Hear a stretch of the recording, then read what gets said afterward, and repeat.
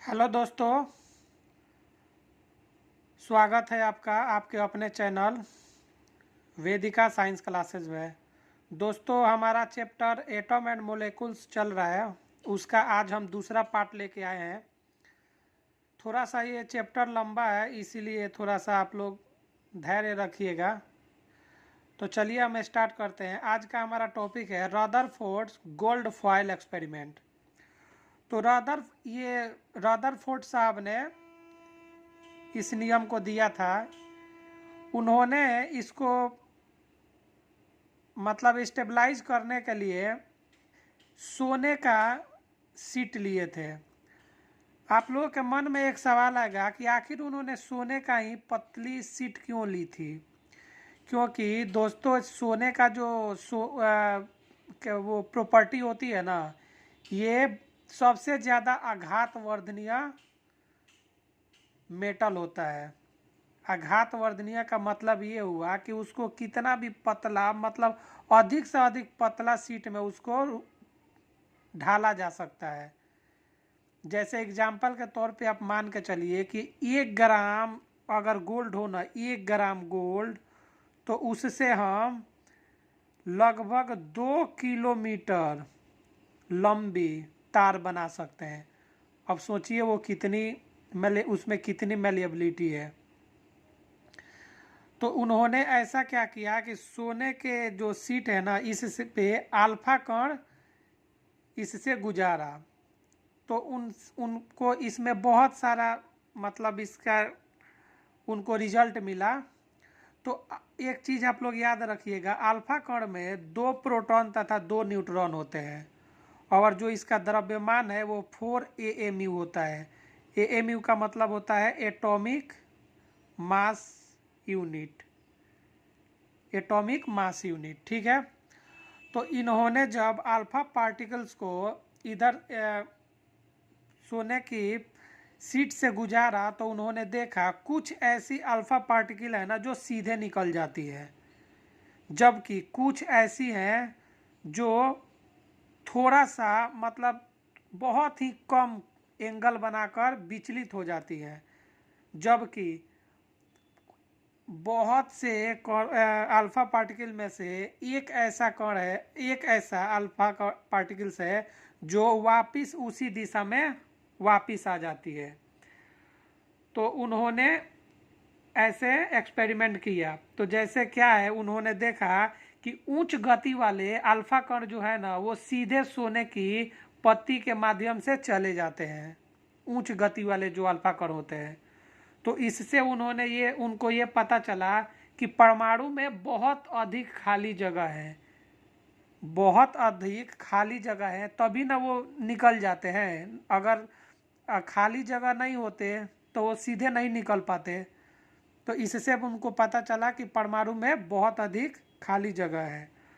दूसरा, उन्होंने देखा कि कुछ कण छोटे एंगल बनाकर विचलित हो जाते हैं, जिससे उनको पता लगा कि परमाणु में धनात्मक आवेश बहुत कम है। कुछ हैं जिसके वजह से जो अल्फा पार्टिकल्स है वो विचलित हो जाती है।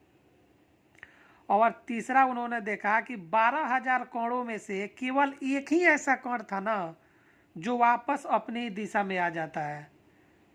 तो इससे उन्होंने पता लगाया कि घनात्मक आवेश परमाणु के एक विशेष क्षेत्र पर केंद्रित है, जिससे वो टकरा के उसी दिशा में वापिस आ जाती है। ठीक है दोस्तों, ये जो नाभिक होता है ना, नाभिक की त्रिज्या जो होती है, ये हम लोग बोलते हैं इसको नाभिक, न्यूक्लियस।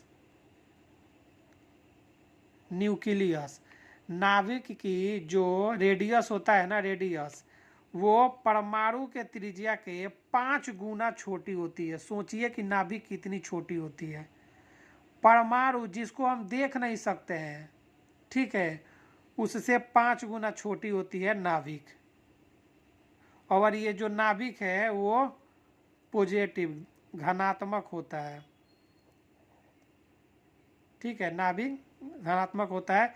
इसमें न्यूट्रॉन और प्लस प्रोटॉन होते हैं, और इलेक्ट्रॉन चारों तरफ चक्कर लगाते रहते हैं।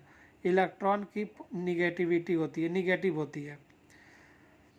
तो इन्होंने ऑब्जर्वेशन करके देखा, तो आप लोग इसमें देख लीजिए, इसको पॉइंट बना के मैंने लिख दिया। वही बातें कि उच्च गति वाले अल्फा कण सीधे निकल जाती हैं, तो इससे पता चलता है कि खाली जगह होते हैं, जबकि कुछ कण छोटे कोणों द्वारा विचलित हो जाते हैं। इससे पता चलता है कि परमाणु में कम घनात्मक आवेश उपस्थित है, इसीलिए कुछ ऐसे कण होते हैं जो एंगल बना के मुड़ जाते हैं, जबकि 12,000 कणों में से सिर्फ एक कण ऐसा है जो वापस अपने ही दिशा में आ जाते हैं। इससे ये पता चलता है कि घनात्मक आवेश परमाणु के एक विशेष क्षेत्र पर केंद्रित है, जिससे टकरा कर वो उसी दिशा में वापस आ जाती है। ठीक है, अब दोस्तों इसमें क्या है ना कि अपने जो रदरफोर्ड साहब हैं उनके परमाणु मॉडल की कुछ कमियां भी थी, इनकी कमी ये थी कि जो परमाणु होता है ना, परमाणु ये अस्थाई होते हैं। आपको पता ही है कि परमाणु अस्थाई होते हैं,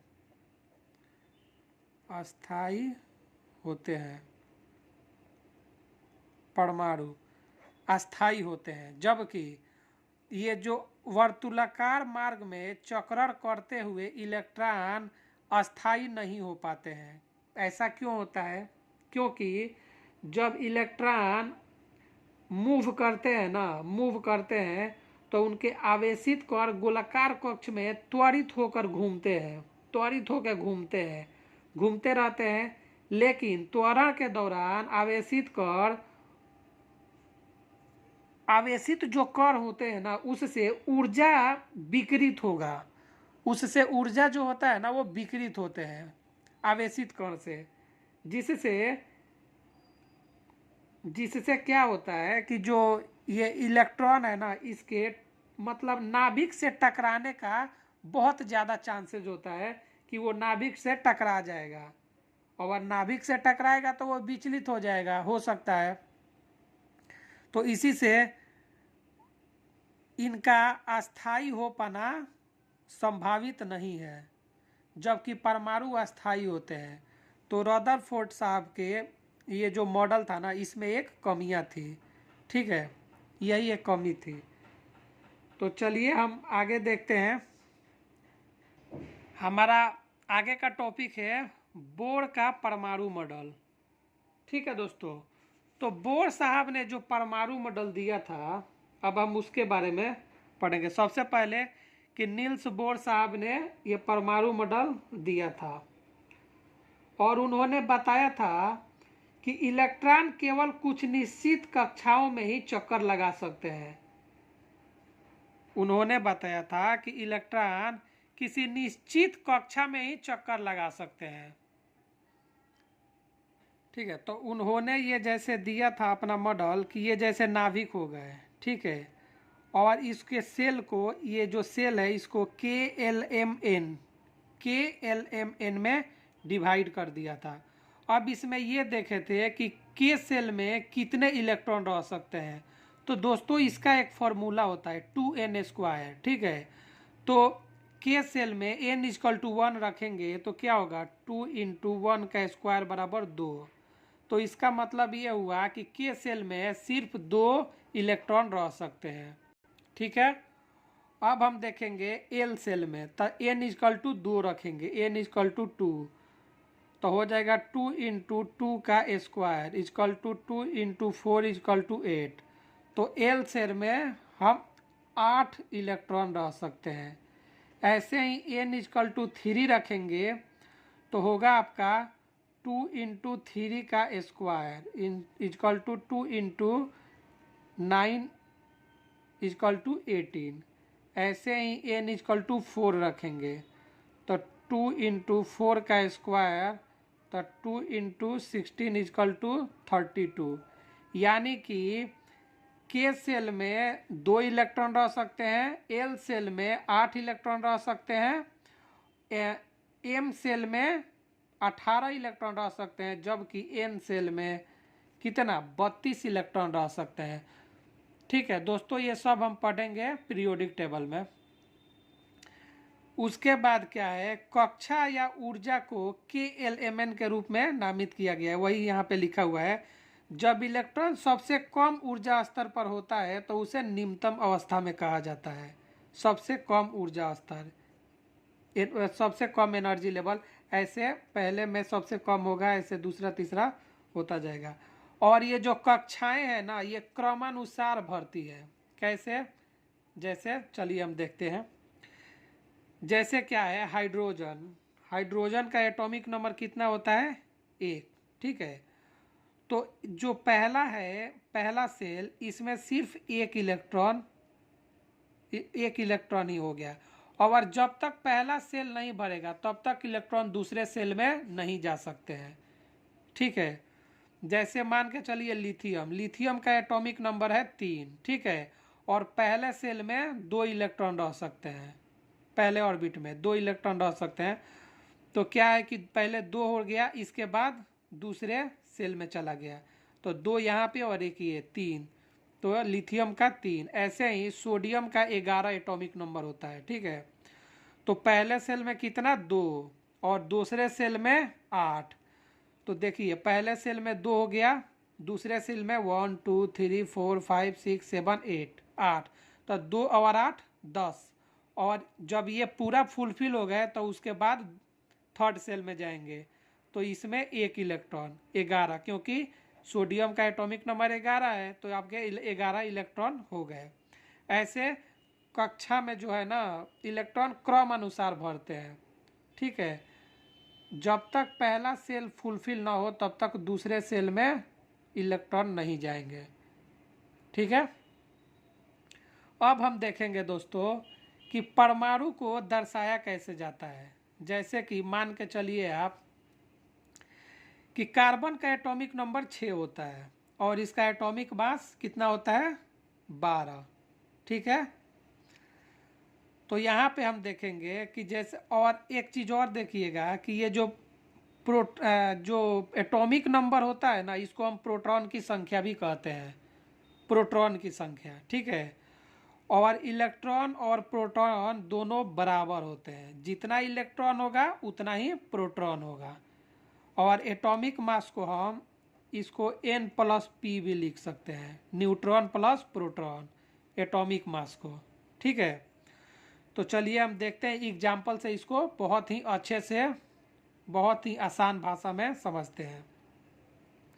जैसे लिथियम है, लिथियम का एटॉमिक नंबर होता है 3 और इसका एटॉमिक मास होता है 7, ठीक है। तो आपको मैंने बताया था एटॉमिक नंबर जो होता है वो प्रोटॉन के बराबर होता है, ठीक है।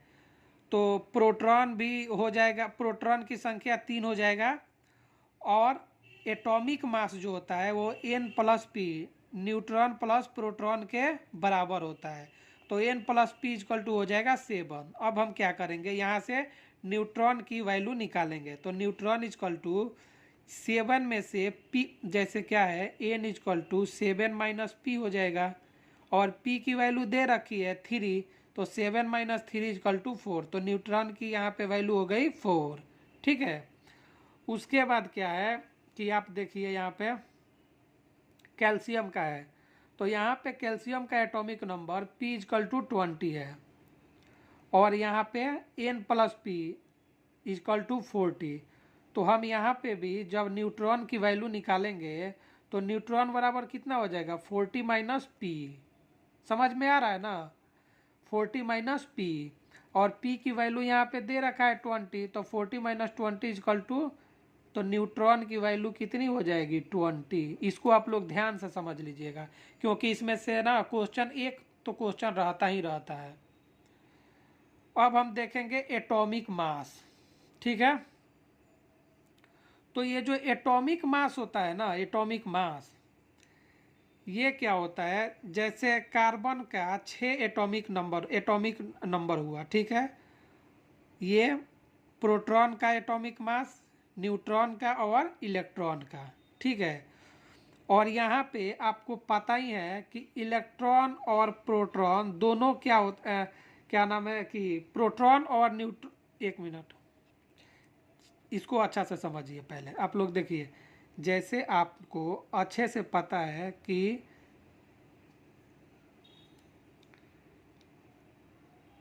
mass of proton and mass of neutron are equal। ठीक है, इसमें क्या है कि प्रोटॉन का मास और न्यूट्रॉन का मास दोनों इक्वल होते हैं। तो इसमें क्या होगा कि प्रोटॉन का 6 और न्यूट्रॉन का 6, ये 12 हो जाएगा। और न्यूट्रॉन का जगह mass of neutron mass of proton दोनों ही इक्वल होते हैं, तो इसको आप या तो प्रोटॉन लिख दो या न्यूट्रॉन लिख दो, कोई मतलब नहीं है। ठीक है, अब हम क्या करेंगे, तो 6 और 6 ये 12 हो जाएंगे, और ये इंटू 6 me। चूँकि आपको पता है इलेक्ट्रॉन पे कोई चार्ज नहीं होता है, तो ये तो ख़त्म हो जाएगा। और ये हो जाएगा 12 इंटू 1.67 इंटू 10⁻⁻27 kg। आप लोग सोच रहे होंगे कि ये कहाँ से आया। ठीक है, तो ये क्या होता है दोस्तों, इसको हम लोग बोलते हैं 1 AMU। 1 AMU इक्वल टू होता है 1.67 इंटू 10⁻⁻20 kg। AMU क्या होता है, एटॉमिक मास यूनिट। क्या होता है, atomic mass unit. Atomic mass unit, ये एटॉमिक मास का यूनिट होता है। इसको आप लोग यू से भी डिनोट कर सकते हो, कोई दिक्कत नहीं है। ठीक है, AMU लिखो या यू लिखो, समझ में आ रहा है दोस्तों। तो ये 12 हो जाएगा, और इंटू 1.67 इंटू 10⁻⁻27, तो ये तो हो गई आपकी AMU। ठीक है, और ये 12, तो ये हो गया 12 AMU। तो atomic mass 1 atomic mass equal to 12 AMU। जहाँ भी AMU लिखे आप समझ जाइए कि ये एटॉमिक मास के बारे में बोला जा रहा है। ठीक है, चलिए आगे चलते हैं दोस्तों। अब हम देखेंगे मोलर मास। ठीक है, मोलर मास क्या होता है। तो मोलर मास, एक मोल परमाणु का द्रव्यमान 6.023 इंटू 10⁻23 होता है। ठीक है, और इसको हम लोग एवगाड्रो नंबर भी बोलते हैं। क्या बोलते हैं, एवगाड्रो नंबर। इसको ध्यान रखिएगा, ये सवाल पूछा हुआ है कि 1 एवगाड्रो नंबर इक्वल टू कितना होता है। जैसे कार्बन का मोलर द्रव्यमान, तो कार्बन में कार्बन का एटॉमिक मास तो हो गया 12। ठीक है, और ये आपको किस में कन्वर्ट करना है, मोलर द्रव्यमान में। इसकी वैल्यू होती है 6.023 इंटू 10⁻23।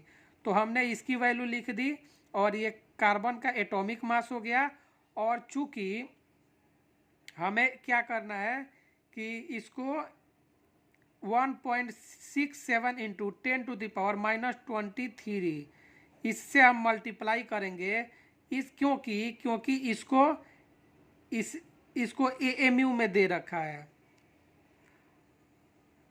ये एवगाड्रो, ये क्या बोलते हैं उसको,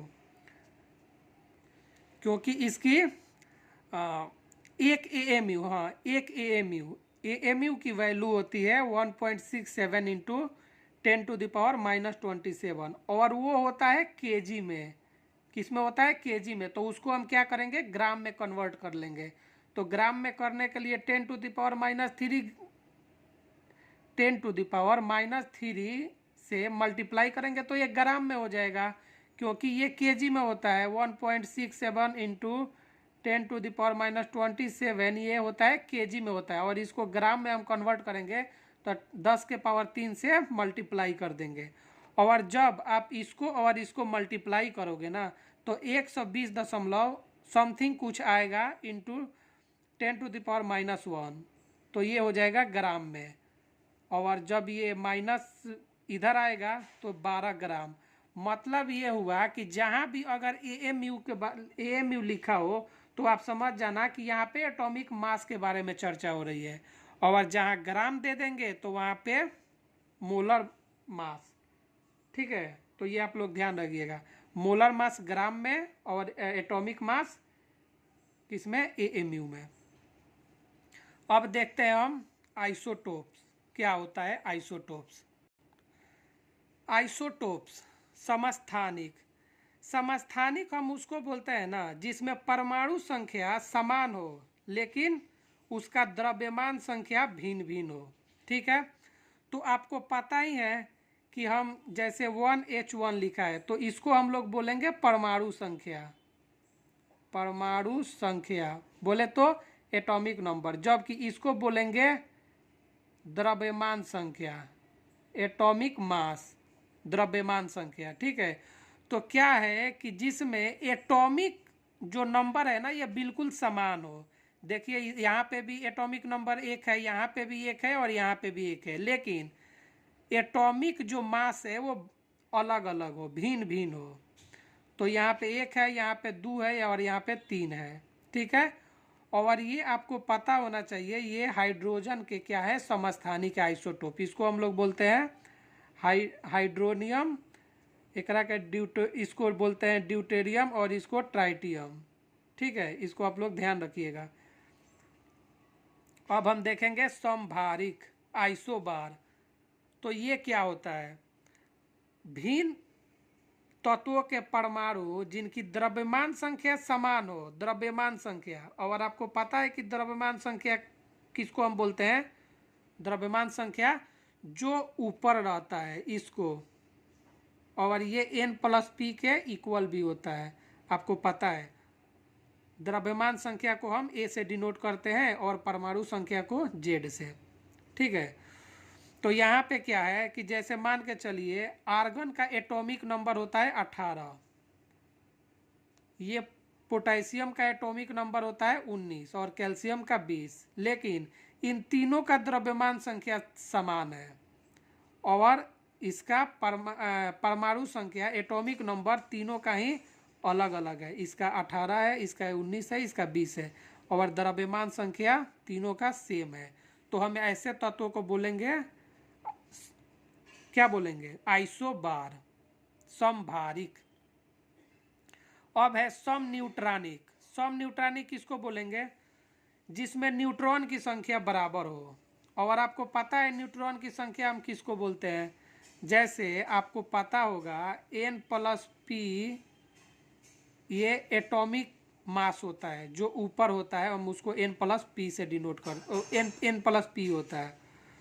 और n बराबर क्या होता है, n बराबर हो जाएगा प्रोटॉन की संख्या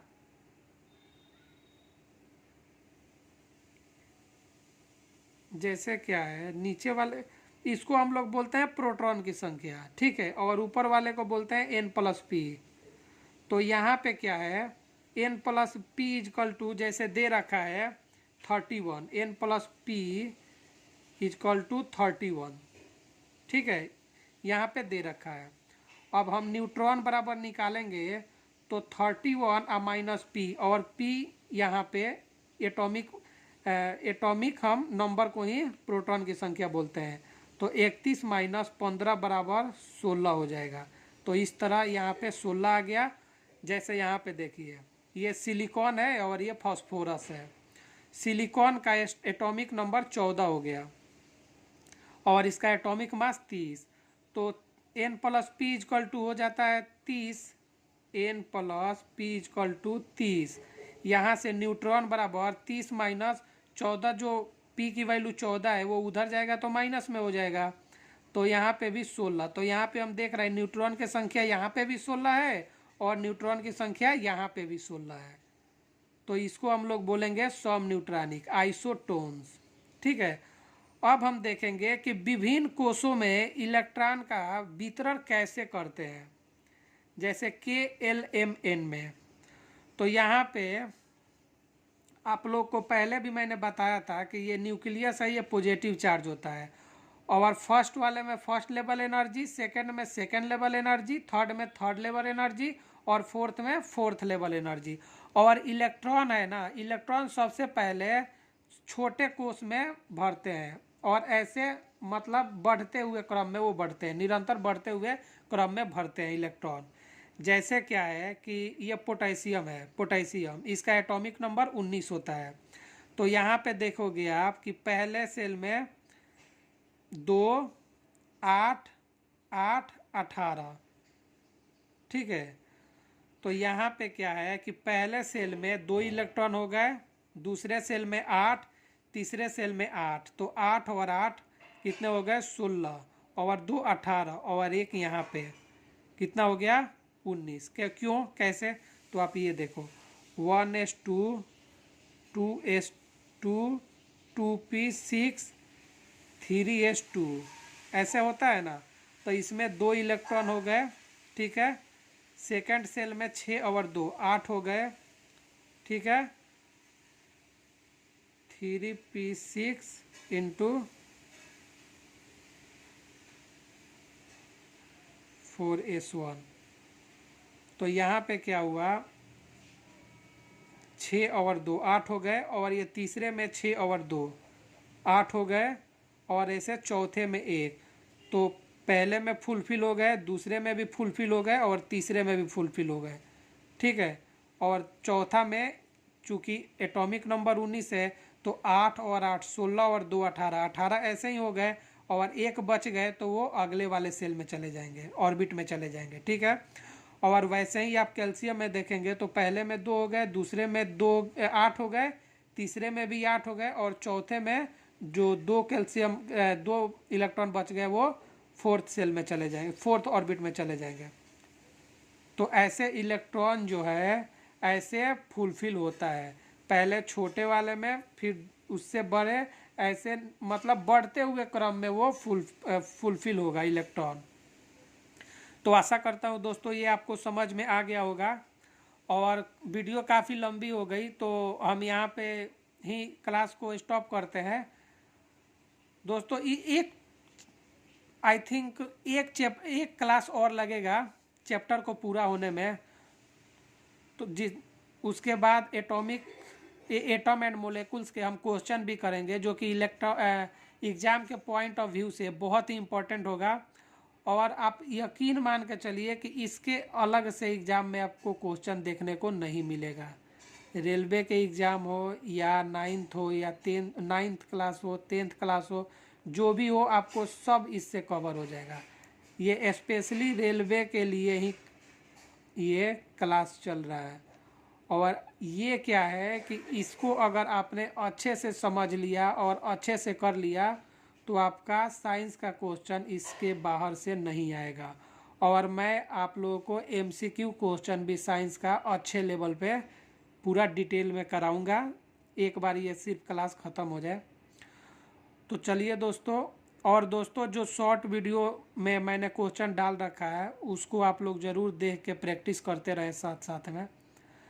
तो थैंक यू दोस्तों, आशा करता हूँ आप लोग को क्लास अच्छा लगा होगा। अगर अच्छा लगा होगा तो आपको पता ही है क्या करना है, चैनल को सब्सक्राइब कर देना और वीडियो को लाइक कर देना, और ज़्यादा से ज़्यादा शेयर कर देना, ताकि जिन बच्चों को साइंस में कठिनाई होती है वो अच्छे से समझ लें। थैंक यू दोस्तों।